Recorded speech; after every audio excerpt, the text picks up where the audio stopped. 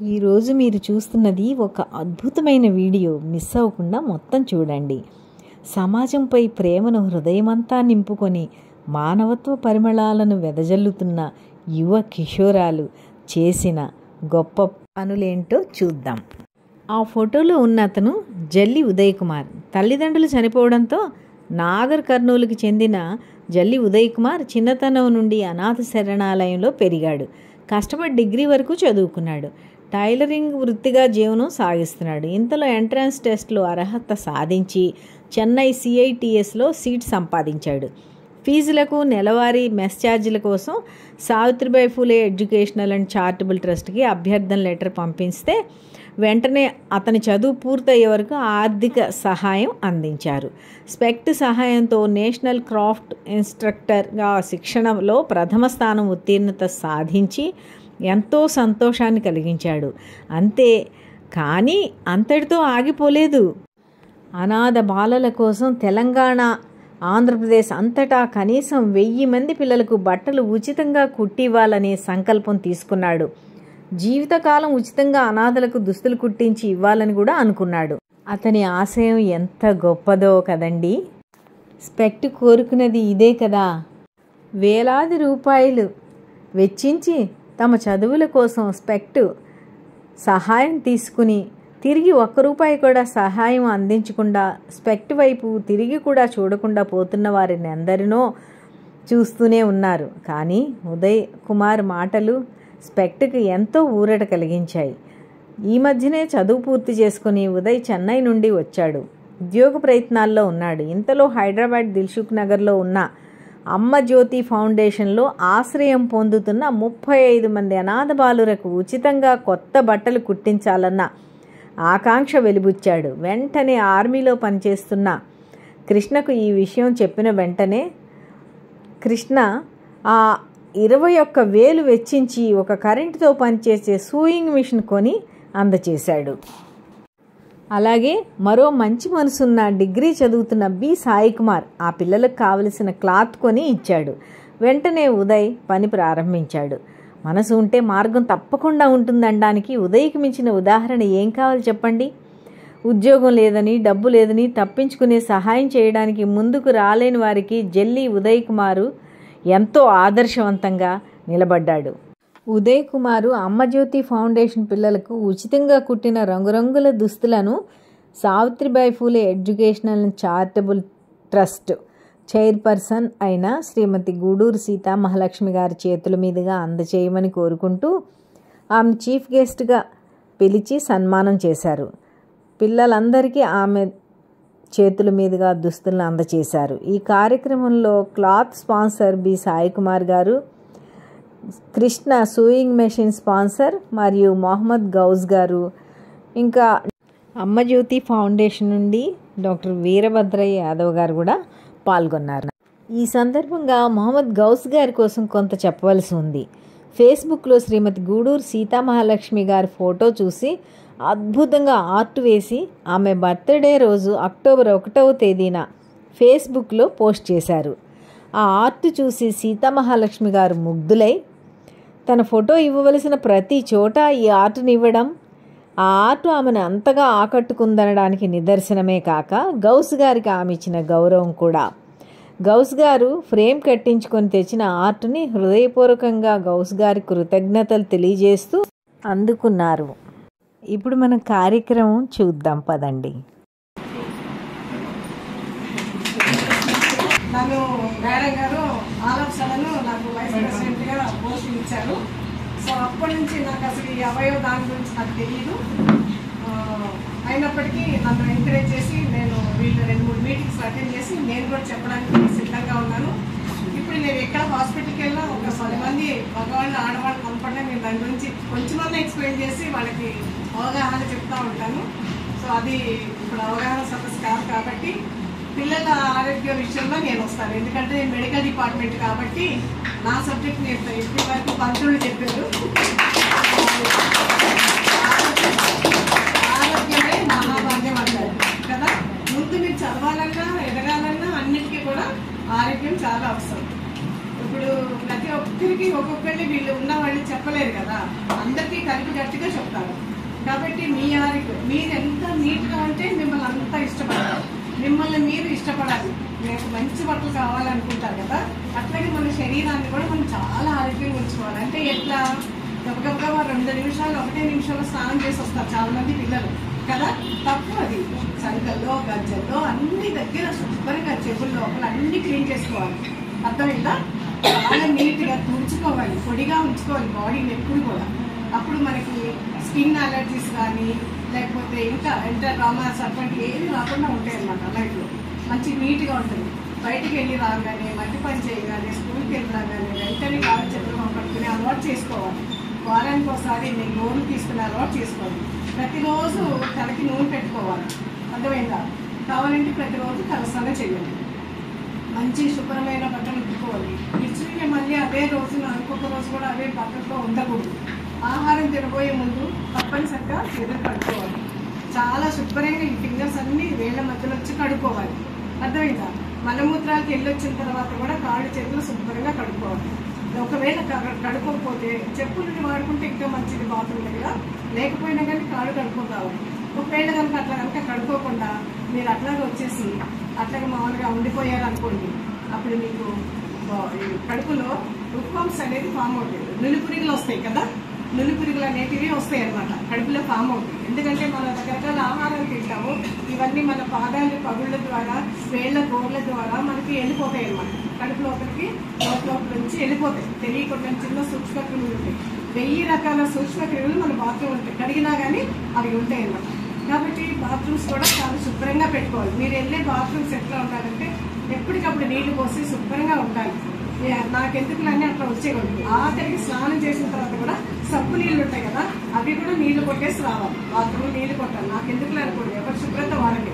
మళ్ళీ next time నువ్వు వెళ్తావు కదా, కాబట్టి అన్ని కూడా శుభ్రంగా పెట్టుకోవాలి. బాత్రూమ్ జగ్గులు పల్లెట్లు కూడా నీట్గా పెట్టుకోవాలి. మీకు అమ్మా నాన్న లేరనే ఫీలింగ్ ఉండకూడదు. అర్థమైనా? ఇక్కడ ఉన్న వాళ్ళు అందరు కూడా అమ్మా నాన్న ఉన్నవాడిని ఎవరు జాలి పడరు. మీ గురించే చాలా ప్రేమ ఇచ్చేస్తారు, ప్రేమగా ఉంటారు, జాలి పడతారు కూడా. అర్థమైందా? కాబట్టి నాకు ఆడు లేరు వీళ్ళు లేరు అన్న మనసు మీలో నుంచి తీసేసుకోవాలి. అప్పుడు మీరు బాగా చదువుకోగలరు, ఆరోగ్యంగా ఉండగలరు.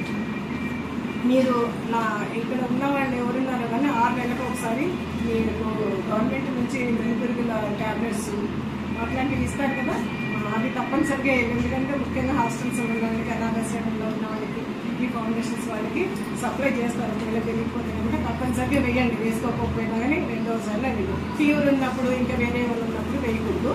వేసిన తర్వాత ఒక అరగంట సేపు ఏం తినకూడదండి. అలాంటివన్నీ మీరు పాటిస్తూ ఉండాలి. చిన్నవాళ్ళు ఉన్నారు, పెద్దవాళ్ళు ఉన్నారు. పెద్దవాళ్ళు మీరు చిన్నవాళ్ళకి హెల్ప్ చేసుకుంటే హెల్ప్ఫుల్గా ఉండాలి. అర్థమైందా? శుభ్రంగా ప్లేట్ అన్నం తిన ముందు ప్లేట్ కడుక్కోవాలి. తిన్న తర్వాత కడిగి పెట్టుకోవాలి. మంచిగా మీరు చిన్నపిల్లలు అల్లరి చేయకూడదు, ఎక్కువ అల్లరి చేయకుండా. ఖాళీ టైంలో ఏం చేయాలి? టీచర్స్ సార్ వాళ్ళు చెప్పేశారు, వాళ్ళ సబ్జెక్ట్ వాళ్ళు చెప్పేశారు. ఏంటి ఖాళీగా ఉన్న టైంలో ఏదో ఒక గేమ్, చిన్న సింపుల్ గేమ్స్ ఉంటాయి. ఏంటి చిన్న రాళ్ళు పడేసేసుకొని అవి కదలకుండా ఒకటి తీయాలి. అట్లాంటి చిన్న గేమ్స్ చాలా ఉంటాయి అన్నమాట. మనకి సమయం లేదు, నా క్లాస్కి ఇచ్చారు కాబట్టి సమయం లేదు, అందుకనే నేను త్వరగా షార్ట్లో ముగిస్తున్నాను. కాబట్టి చిన్న మీ జ్ఞానంతో మీ తెలివితోటి ఏంటి మీరు చిన్న గేమ్స్ లాగా ఆడుకోవాలి. కానీ బయటకు వెళ్ళి మట్టి పని చేయడం, కొట్టుకోవడం, ముట్టుకోవడం అట్లా మాత్రం చేయకూడదు. అల్లరి పిల్లలు అయిపోతారు. చిన్నప్పటి నుంచి అట్లా ఉంటాయి. మంచిగా చదువుకోవాలి. నేను ఫలానా వాళ్ళు ఇక్కడ కూర్చున్న ప్రతి మనిషికి ఒక ఆర్ట్ అనేది ఉంది. అంటే ఆర్ట్ ఒక కళ అనేది తప్పనిసరిగా ఒక మనిషిలో తప్పనిసరిగా ఉంటుంది. ఏదో ఒకటి, ఏమి లేకపోతే తిట్టాలన్నా కొట్టడాలన్నా ఉంటుంది. సో అట్లాంటి చెడు అలవాట్లు ఉంటాయి, చెడు ఆర్ట్స్ ఉంటే కనుక తీసేసుకోవాలి. మంచి కళని మనకి ఏది దేవుడు ఇచ్చాడు, మన కళని మన పుట్టుకతో వచ్చిందో అదే మనం నిలబుచ్చాలన్నమాట. నేను దీంట్లో ఉంటా, ఆటలో ఉంటా, పాటలో ఉంటా, చేతల్లో ఉంటా, వాటిలో తప్పనిసరిగా మీరు ప్రభావాన్ని పొందాలి. తప్పనిసరిగా ఫస్ట్ ఇక్కడ ఉన్న వాళ్ళందరూ మంచిగా చదువుకోవాలి, మంచి అభివృద్ధిలోకి రావాలి. చదువు అనేది జీవితాంతం ఉంటుంది. చరిత్రలు చదవండి, గొప్ప చరిత్రలు చదవండి. ఇక్కడ కూర్చున్నారే ఈ సార్ ఉన్నారు కదా, ఆయన అంతా సైలెంట్ గా కనిపిస్తున్నారు కదా. 500 మంది మన దేశం కోసం, మన దేశ స్వతంత్రం కోసం, మనందరికీ స్వేచ్ఛ ప్రసాదించడం కోసం 500 మంది సమరయోధులు, ముస్లిం స్వతంత్ర సమరయోధులు తమ ప్రాణాలు త్యాగం చేస్తారు. టిప్పు సుల్తాన్ గురించి వింటారు కదా, పాఠాలు వచ్చింది కదా, హస్బుల్లా ఖాన్ గురించి వింటారు కదా. ఇంకా ఎంతో మంది గొప్పవాళ్ళు వాళ్ళందరి జీవితాల్ని నజీర్ అహ్మద్ అని మా అన్నయ్య ఒక ఆయన గ్రంథస్థం చేశారు. గొప్ప చరిత్రాత్మక బుక్. చాలా పుస్తకాలు రాశారు. ఆయన రాసిన ఆ పుస్తకాలకి, ఆ చరిత్రకాలకి చిత్రాలు గీశారు. ఈయన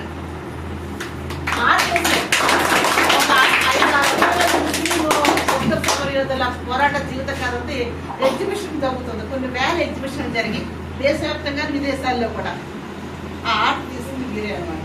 వారు ఎంత సంతోషపడాలి. అంత గొప్ప ఆర్టిస్ట్ ఈయన మన మధ్యలో ఉన్నారు. వారిని నేను ఇదే చూడటం, వారికి నేను సభాముఖంగా కొంచెం కృతజ్ఞతలు చెప్పాలనుకున్నాను. ఎందుకో తెలుసా, నేను ఫేస్బుక్ లో నా ఫోటో ఏదో చిన్న ఫోటో చూసాయన నా గురించి మంచి ఆర్ట్ తీశారు. వారు నాకు ఆశ్చర్యం అయిపోయింది. వారెవరో నాకు తెలియదు.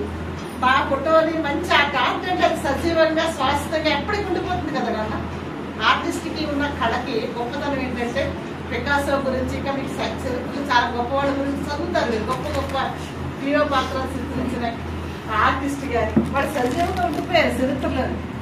ఆర్ట్ ఎప్పటికీ మరణం ఉండదు కదమ్మా. వడ్డారి పాపయ్య గారు అని, బాపు గారు, గొప్ప గొప్ప ఆర్టిస్టుల గురించి మీరు లెసన్స్ లో చదువుతారు. మీ టీచర్లు చెప్తా ఉంటారు. చిత్రలేఖనం అనేది ఎంత గొప్ప ఆర్ట్ మీరు కూడా చూస్తారు మేడం. అట్లాంటి గొప్ప ఆర్టిస్ట్ ఆయన. నా ఫోటోని చూస్తారు ఆయన. ఇప్పుడు మీకు ఎక్కడ క్యాలెండర్ ఇచ్చారు మీ సార్కి. ఆ క్యాలెండర్ మీద ఉన్న ఫోటో మీరు వేసిన ఆర్టే, మామూలుగా కెమెరాతో తీసిన ఫోటో కాదనమాట. అది అంత చక్కగా మీరు ఫ్లెక్సీ కూడా వేశారు ఆ ఫోటో. ఇప్పుడు మన జనవరిలో మీరు ఇచ్చిన ఆర్ట్ తీసుకుని అన్ని జిల్లాలో నేను ఏ మీటింగ్ వెళ్ళిన ఫ్లెక్సీలో కానీ ఇన్విటేషన్లో కానీ ఎక్కడ చూసినా నాది అదే వాడుకుంటున్నారు. ఇది ఏ యూనివర్సిటీ వెళ్ళి నాకు స్వతంత్రం అదే పెడతారు. అందరికీ చాలా నచ్చింది. ఇంత మంచి ఆర్టిస్ట్ని ఇంత ఆలస్యంగా నేను కలవలేదు. మీకు హృదయపూర్వకంగా ధన్యవాదాలు సార్. జీవితంలో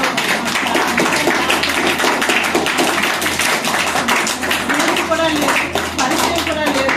అయినా కానీ మనం చేస్తున్న పనులు అన్ని ఫేస్బుక్లో చూసి మరణించిన జీవించడనే నినాద రూపకర్త గుడు సీతామహేశ్వరి కార్టూన్లో మంచి ఆర్టికల్ కూడా రాశారు. ఆయన నా బొమ్మలు వేశారు.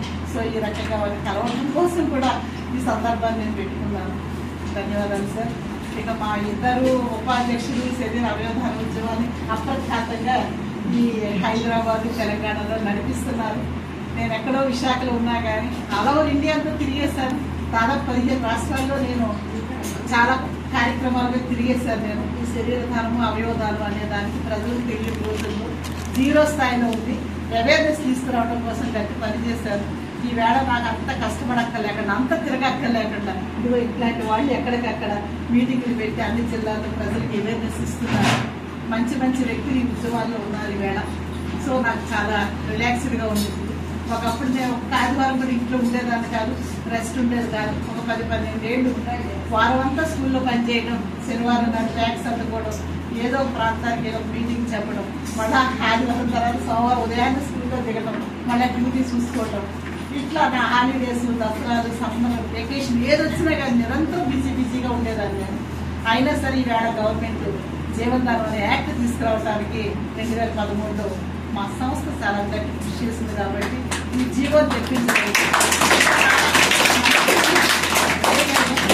దాదాపు 400 మంది పిల్లల పైన ఈ 20 ఏళ్లలో పేద పిల్లలకి మేము సపోర్ట్ చేయగలిగి కొన్ని లక్షల రూపాయలు.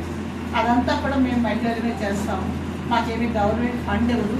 మేము ఎవరి దగ్గరికి వెళ్ళి డబ్బులు అడగము. మా సొంత డబ్బులే. మేము ఉద్యోగాలు చేస్తూను, చిన్న చిరుద్యోగులుగా ఉంటాను, గృహిణిగా ఉంటాను. ప్రతి నెల మేము కొంత డబ్బుని మాకు మేమే కూలప్ చేస్తాము.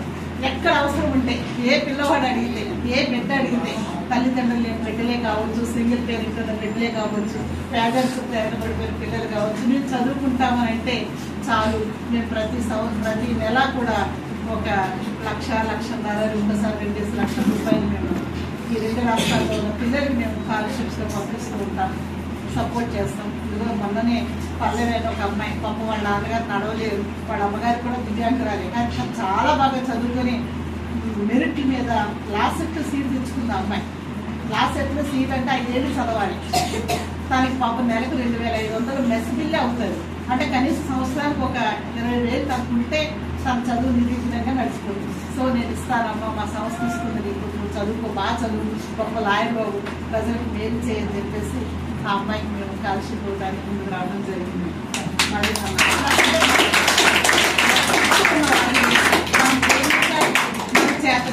సహాయం చేయాలి. పెద్ద అయిన తర్వాత మీరు కూడా గొప్పవాళ్ళు అవుతారు. నాకు నమ్మకం ఉంది మీ మీద నాకు చాలా నమ్మకం ఉంది.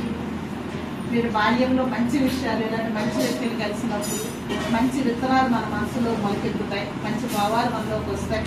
మనం ఇన్స్పిరేషనల్గా తీసుకుంటాం. అంబేద్కర్ గారు ఎంత కష్టపడ్డారో తెలుసా? ఈ అన్న అంబేద్కర్ యూనివర్సిటీలో చదువుతున్నారు, అంబేద్కర్ గురించి బాగా చెప్తారు. ఈవేళ మనకి ఈ సదుపాయాలను ఉన్నాయి. ఏ సదుపాయాలు లేని రోజుల్లో అంబేద్కర్ గారు కనీసం స్కూల్లో కూడా రానివ్వకపోతే ఆ గడప బయట కూర్చునే కదా అంబేద్కర్ గారు చదువుకున్నారు. మన రాజ్యాంగం రాసి ఆయన ఏప్రిల్ 14 ప్రపంచ దేశాలన్నీ కూడా జ్ఞానం పుట్టిన రోజు నాలెడ్జ్ డే కింద జరుపుకుంటున్నారు కదా. యుఎన్లో వాడు ప్రకటించారు కదా. మన దేశానికి సంబంధించిన అంతటి మహోన్నతమైన వ్యక్తి చిన్నతనాన్ని కష్టాలు పడ్డాడు, తాగడానికి నీళ్ళు ఇచ్చేవాడు లేరు, అంటరాని తనాన్ని నిర్వేతని అనుభవించిన వాడు, దుర్భరమైన నేరగాన్ని అనుభవించిన వాడు, అయినా సరే దేశాన్ని ప్రేమించాడు. ప్రజలందరికీ సమాన న్యాయం కలుగు చేయాలని చెప్పేసి రాజ్యాంగాన్ని ఇచ్చాడు. ఎన్ని రకాలైన కష్టాలైతే తను అనుభవించాడే తప్ప కానీ ఉన్నతంగా ఎదిగేది. ప్రజలందరికీ మంచి ఈ సందర్భంగా మనకు కనపడిన ఒక అజ్ఞాత వ్యక్తి ఉన్నాడు. ఆయన కూడా మనం థ్యాంక్స్ చెప్పుకోవాలి. ఈయన ఆర్మీలో ఉన్నాడు. నాకు చాలా ఇష్టమైన వ్యక్తిగా నాకు నిరంతరం రోజు నాతో ఫోన్లో సంభాషిస్తూ ఉంటాడు, మాట్లాడుతూ ఉంటాడు ఆయన. కానీ నేను త్వరగా ఆయన చూడలేదు. నన్ను అమ్మానే పిలుస్తాడు, అమ్మనే తప్ప ఏదైనా మాట మాట్లాడరు ఆయన. నేను తనకు చెప్పగానే ఉదయ్ కుమార్ గారి గురించి ఈ జ్యోతి ఫౌండేషన్ గురించి చెప్పగానే తనే వచ్చి ఫస్ట్ ఇక్కడ ముందు పిల్లలందరికీ ప్రొవిజన్స్ ఇచ్చేసి తర్వాత తనకు ఒక మిషన్ కొనిపెట్టేశారు కదా. చూసారా ఎంత మంచి మనసులో మనుషులు ఉన్నారు. 21,000 పెట్టుగా కరెంట్తో నడిచి ఒక మిషన్ కొనిపెట్టడం అంటే చిన్న విషయం కాదు కదా. అట్లా మీ పిల్లలకి అదే కాదు మేము అనుకుంటున్నాం, మేము ఇంకా చేయాలి, చేయగలం కూడా. ఎక్కడెక్కడ అవసరాలు ఉన్న బిడ్డలు ఉన్నారు వాళ్ళందరికీ కృష్ణ లాంటి వాళ్ళు, ఉదయ్ కుమార్ లాంటి వాళ్ళు, సంతోష్ కుమార్ లాంటి, సాయి కుమార్ లాంటి వాళ్ళు, ఇలాంటి మన చుట్టూ ఇలాంటి మంచి మనుషులు ఉంటే మన పిల్లలందరికీ ఆకలి లేకుండా ఎటువంటి కొరత లేకుండా చూడగలమనే ఒక ధైర్యం మాకుంది. అప్పుడే ఇంకో 150 మంది పిల్లలకి ఇంకొక ఆశ్రమంలో బట్టలు కుట్టడానికి ఆయనకి అవకాశం వచ్చేసింది. ఉదయ్ జీవితంలో ఒక టార్గెట్ పెట్టుకున్నాడు. నేను అనాథగా పెరిగాను, అనాథలో కష్టాలు బాధలు తెలిసిన వాడు, తను ఫీల్ అయిన వాడు మా బాధ తీసుకున్నాడు.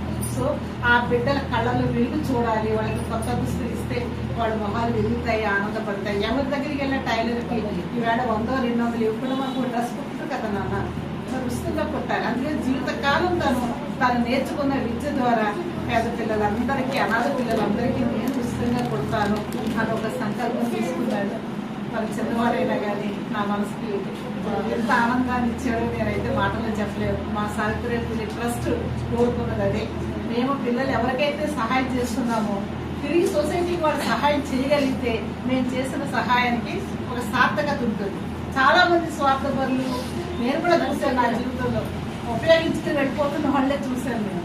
కానీ తిరిగి నిలబడి మా వైపు చూసి ఇలాగా వాళ్ళ తిరిగి సహాయం చేస్తాము, మేము కూడా సొసైటీకి రుణం తీర్చుకుంటామని అనుకునేవాడు అరుదుగా ఉంటాడు.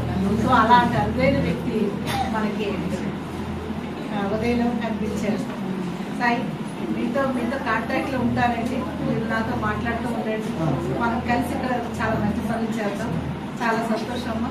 ఇంకా చిన్నది మన పెద్దలు అంజయ్ గారి చేతుల మీదుగా మాకు ఒక చిన్న స్వార్థం, వారి టేబుల్ మీద మాకు ఒక చిన్న మెమోంటో ఇచ్చి గౌస్ గారిని ఫస్ట్ ఎందుకో తెలుసా గౌస్ గారిని సత్కరించడం. ఇలాంటి ఆర్ట్ నన్ను వేశారని కాదు, 500 మంది స్వప్న సమయోధ యొక్క ఆర్ట్ తీసుకుని గొప్ప పెట్టుకున్నాను ఆయన. చిన్న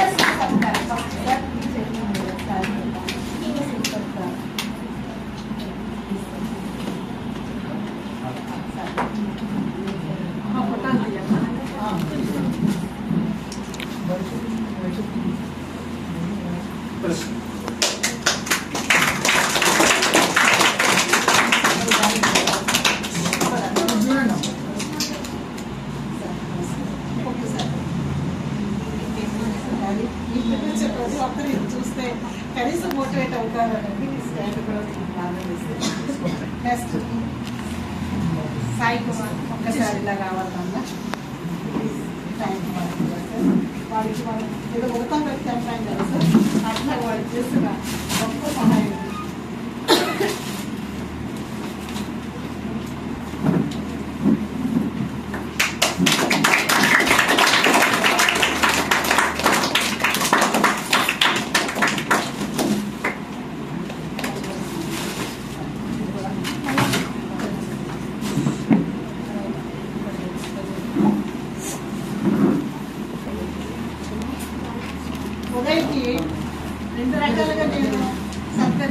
ఒకటి ఉదయ్ అవయవదానం చేసేసారు. తను ఎప్పుడైనా ఏదైనా అనుకోకుండా ఆకస్మిక మరణం సంభవిస్తే తన అవయవాలు తన కళ్ళు మొత్తం డొనేట్ చేసేసాడు ప్రభుత్వానికి. 2 చిన్నప్పుడు వాళ్ళ అమ్మమ్మ గారు పాపం పెంచారు. అమ్మమ్మ గారు చనిపోతే తన బాడీని పట్టుకెళ్ళి మెడికల్ కాలేజీకి ఇచ్చాడు. అంతేకాదు తన మరణానంతరం తన టోటల్ బాడీని డొనేట్ చేసి ఈ మధ్య నాగర్ కర్నూలు మెడికల్ కాలేజీకి బిల్ పేపర్ ఇచ్చారు. సో ఈవేళ సామాజిక సేవకుడుగా మరి మన ముందు నిలబడ్డ ఉదయ్కి నా చేతుల మీద చిన్న సత్కారం అందుకోవాలి. కరానా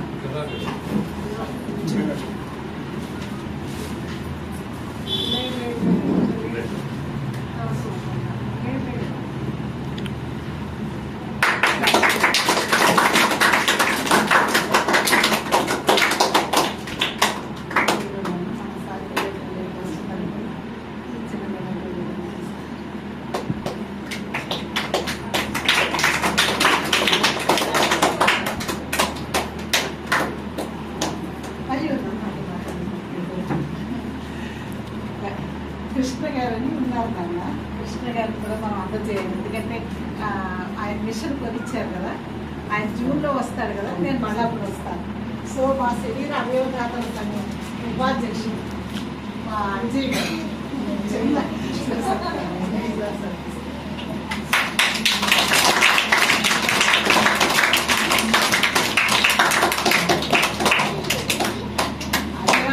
కృషి చేస్తున్నారు. అన్ని ఆఫీసులకు వెళ్తున్నారు, అందరు పెన్షనర్స్ ని కలుస్తున్నారు. అందరికీ ఇప్పుడు మా స్నేహితురాలు మా నాగరత్నం